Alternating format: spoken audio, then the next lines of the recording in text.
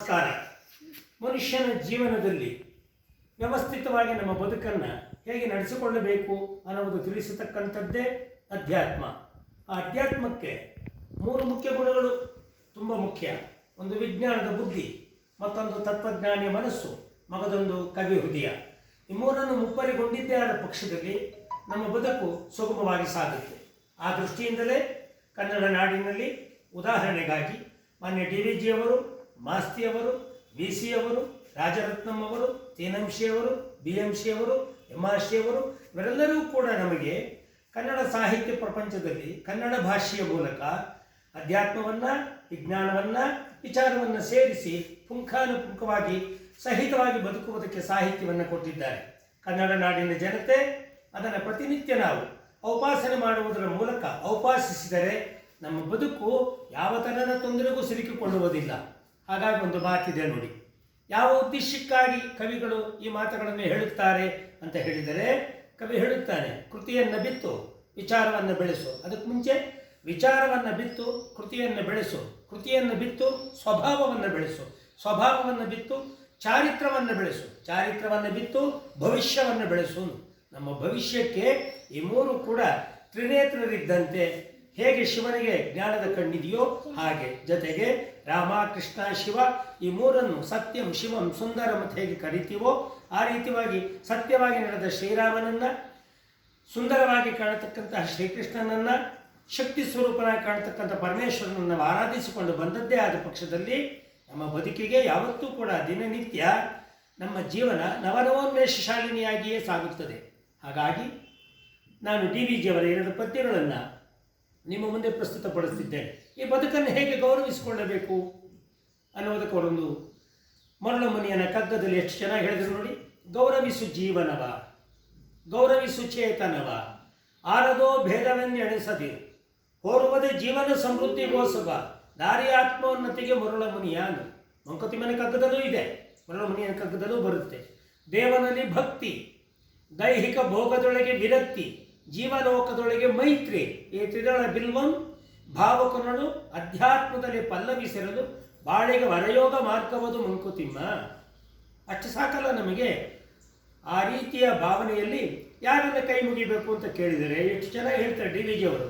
ರಾಮಚಂದ್ರನ ಚರಿತೆ ಲೋಕ ಧರ್ಮ ಆದರ್ಶ, ಶ್ಯಾಮ ಸುಂದರನ ಚರಿತೆ ವಿಷಮ ಸಮಯನಯ, ಸೋಮೇಶ್ವರನ ರೂಪ ನಿರ್ಬಂಧ ರೂಪಮಯ, ಮೂವರನ್ನು ಭಜಿಸೋ ಮರುಳ ಮುನಿಯಾನ್.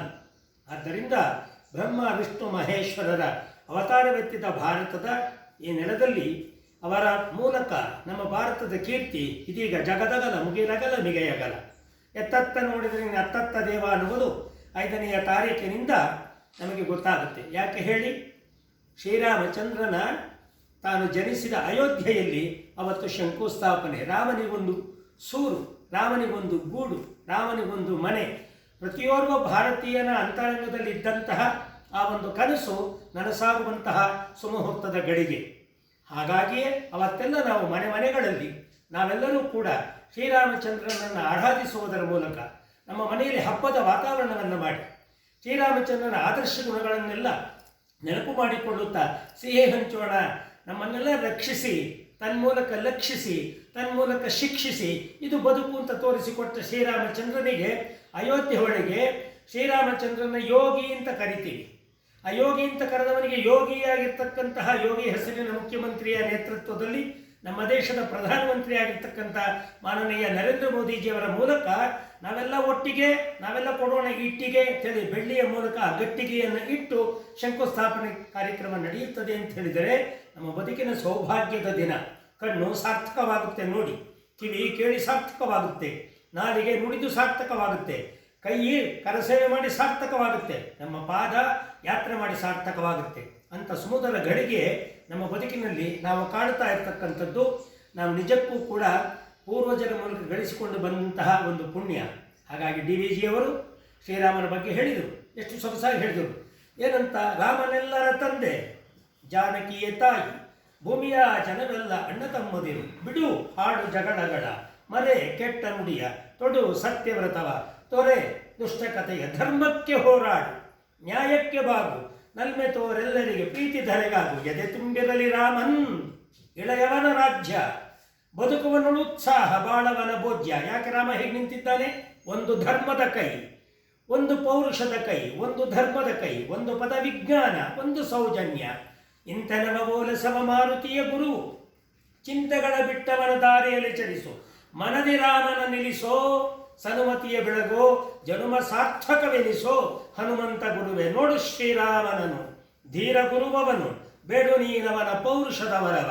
ಏನವನ ಟಿವಿ ಕಡುಗಲಿಯ ರೂಪು, ಮಾನಸಂಗಿಂತು ನುಡಿಯುವಂತಿಹದು. ಜಗವೆಲ್ಲ ರಾಮನದು ದೇವನುದ್ಯಾನ, ಸೊಗವನದ ಕಾಗಿಪುದೆ ಸೇವೆಯ ವಿಧಾನ. ದುಮಾನಗಳ ತೊರೆದು ಹುಮ್ಮಸ್ಸಿನಿಂದ ನೆಮ್ಮಿ ಸ್ವಾಮಿಯ ನೀವು ಒಮ್ಮನಸ್ಸಿನಿಂದ. ಬದುಕು ಚನ್ನವದನಿಸು ಬದುಮೆಯಲ್ಲಿ ದುಡಿದು, ಮುದವ ನೀಡುತ್ತ ಕೊಡುತ್ತ ನದುಮೆಯಲ್ಲಿ ನಡೆದು. ಸತ್ವ ನಿನ್ನೊಳಗಿಗದು ಬತ್ತದಿ ಹಚಿಲಿಮೆ, ಯತ್ನಗಳ ಹೊಳೆಯಾಗಿ ನಿತ್ಯ ಜೀವನದೆ ಹರಿಯತಿರಲದು. ಮತಿಯ ಶೋಧನಗಳಿಗೆ ಪರಿಪರಿಯ ವಿಜ್ಞಾನ ಸಾಧನಗಳಿಗೆ ಸಿರಿಯ ಬೆಚ್ಚಿಸು, ಬಾಳ ಸೊಗಸೊಗಳ ಬೆಳೆಸು. ಧರಿಸಿ ಹೊಸ ನಗು ಮುಖವ ನಿತ್ಯ ರಘುಪತಿಯ ತಣಿಸು. 5ನೇ ತಾರೀಕು ಈ ಪದ್ಯ ನಮಗೆ ನೆನಪಾಗಬೇಕು. ಭಾರತೀಯರ ಎಲ್ಲ ಜೀವಿಗಳ ಒಂದು ಸುಂದರವಾದ ಕನಸು ನನಸಾಗುವ ಸುಮುಹೂರ್ತದ ವೇಳೆ ಬಂದಿದೆ. ಬನ್ನಿ ನಾವೆಲ್ಲ ಆ ದಿವಸ ಶ್ರೀರಾಮನಾಮ ಜಪದ ಮೂಲಕ ಸೀತಾರಾಮನನ್ನು ಭಜಿಸಿ, ಲಕ್ಷ್ಮಣನನ್ನು ಸ್ಮರಿಸಿ, ಆಂಜನೇಯನಿಗೆ ನಮಿಸಿ, ಭರತ ಶತ್ರುಘ್ನನಿಗೆ ಕೈ ಮುಗಿದು, ಇತ್ತ ಕಡೆ ದಶಶಿರನನ್ನು ಸಂಹರಿಸಿದ ದಶರಥನ ಆ ಸುಪುತ್ರನನ್ನು ಕೊಂಡಾಡುವುದರ ಮೂಲಕ ರಾಮರಾಜ್ಯ ಸ್ಥಾಪನೆಯಾಗಲಿ, ದಶಶಿರ ಅನ್ನುವ ವೈರಾಣು ತೊಲಗಲಿ, ದಶರಥನ ಮಗನಾದ ದಶಗುಣಗಳ ಶ್ರೀರಾಮಚಂದ್ರನ ಕರುಣೆಯಿಂದ ಎಲ್ಲರ ಬದುಕು ಹಸನಾಗಲಿ, ಕಿವಿಗೆ ಸೊದೆಯಾಗಲಿ, ಮನಕ್ಕೆ ಸಂತರ್ಪಣವಾಗಲಿ. ಅವತ್ತಿನ ದಿನ ಕೇಳುವ ಮಾತುಗಳೆಲ್ಲ ಸಂಭ್ರಮಕ್ಕೆ ಸಂಭ್ರಮವು ಸಂಘಟಿಸಿತೆಂಬಂತೆ, ಕಲ್ಲು ಸಕ್ಕರೆಗೆ ಜೇನುತುಪ್ಪ ಬೆರೆಸಿದಂತೆ ನಾವೆಲ್ಲ ಹಂಚಿಕೆ ಮಾಡಿಕೊಳ್ಳೋಣ, ಸಂಚಿಕೆಯಾಗಿರೋಣ. ವರವರ್ಣದಿಂದ ಶೋಭಿತವಾಗಿ, ರೂಪ ವಿಸ್ತಾರದಿಂದ ಚೆಲ್ವಾಗಿ, ಮಧುರತರ ನವರಸ ಭರಿತದಿಂದ ವಿರಸಿತವಾಗಿ, ನಯನೋನುರಾಗದಿಂ ಪ್ರಚುರವಾಗಿ, ನಿರುತ ಮಂಜುಳ ಶಬ್ದದಿಂದ ಕಿವಿಗಿಂಪಾಗಿ ಚಲಿಸುವ ಸುಲಲಿತ ಷಟ್ಪದಿಗಳು ಎಡಬಿಡದೆ ಶ್ರೀರಾಮನಾಮನ ಶಬ್ದದಿಂದ ಭಾರತದ ಮೂಲಕ ಜಗತ್ತಿನಲ್ಲಿ ಝಂಕರಿಸದಿರ್ಪುದೇ, ಝಂಕರಿಸಿಯೇ ಝಂಕರಿಸುತ್ತೆ.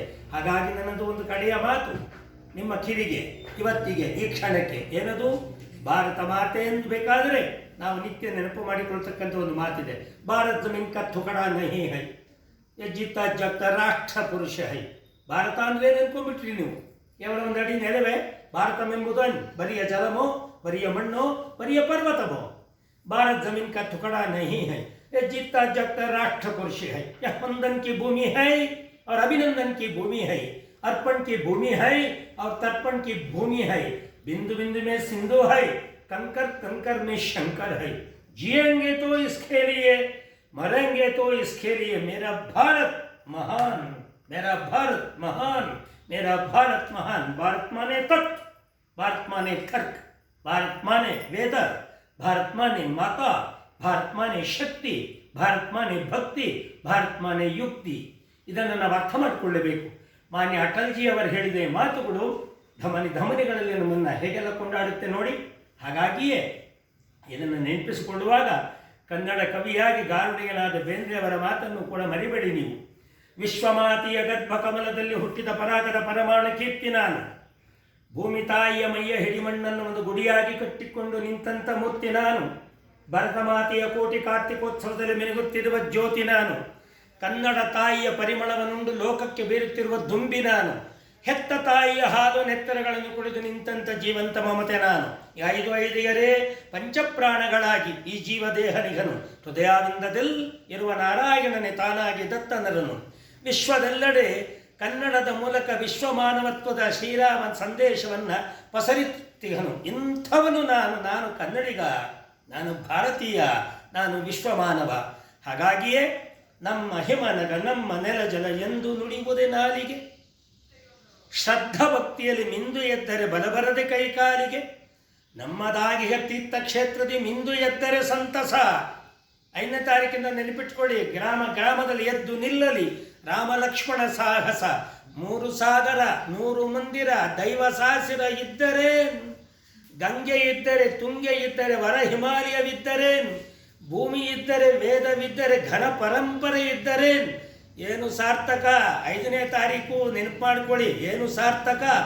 ಅವತ್ತಿನ ದಿನವೂ ಮನೆಯ ಜನರೇ ಮನೆಗೆ ನಿದ್ರಿಸುತ್ತಿದ್ದರೆ, ಹೇಳಿ ಎದ್ದೇಳಿ ಗುರಿ ಮುಟ್ಟುವ ತನಕ ನಿಲ್ಲದಿರಿ. ನಮಸ್ಕಾರ.